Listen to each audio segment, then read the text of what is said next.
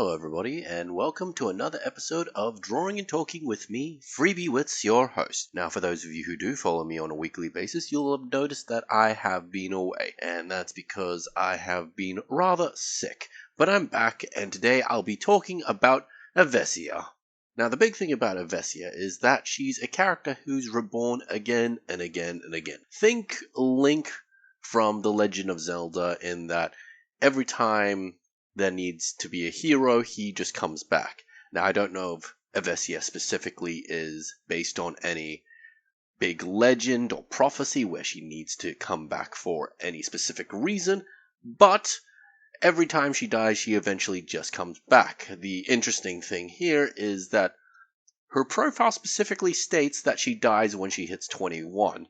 Sorry, no, she dies when she hits 20, but she doesn't really die because she'll just come back again later on. Now, why this keeps happening isn't entirely clear. That's part of the mystery of her character, and she's sort of hunting for the reason why this keeps happening. She knows it's needed to be done to protect the world, and she has to keep time and space safe. So in that regard, she's an interesting character in that she can play in just about any role-play scenario. She could be reborn in a sci-fi universe way in the future, or she can be born in a really fantasy medieval situation, which is where I'm drawing her from as her first incarnation, I would call it. And besides the individual role-plays which she can attend, she has this entire meta progression where, as I've said, she's trying to figure out why she keeps coming back in these different timelines.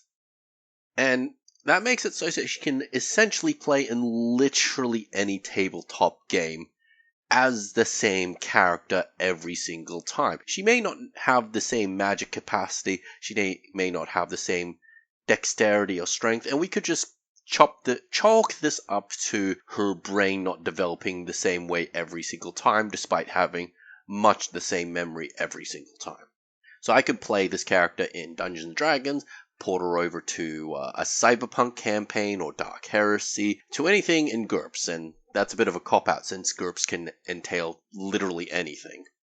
And that makes her extremely easy to play in LARP, and it makes it even more interesting in that because of who she is and the way she works, she could in theory play, like I said, the exact same character across different LARPs. Now, depending on how the timeline works, if she behaves a certain way in one LARP, she could say, oh, in this other LARP, that's the past version of this specific character. The timekeeping could be a bit of a headache, but it's very possible to play the same character at different development cycles, which could be even more of a pain if she learns to get over a certain bit of trauma, or maybe she has a bit of an ego in a certain life, and then in one game she has that huge ego, but in the other one she learned to deal with it, but says, oh, this happened in the past. So in theory she could get a negative trait, and then